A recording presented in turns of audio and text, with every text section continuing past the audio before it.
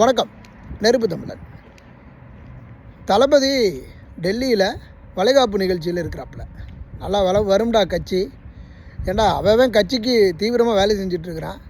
எடப்பாடி பழனிசாமிக்கு வயசு என்ன, முக ஸ்டாலினுக்கு வயசு என்ன, எவ்வளவு தீவிரமாக களத்தில் இறங்கி வேலை பார்த்துக்கிட்டு இருக்கிறாங்க.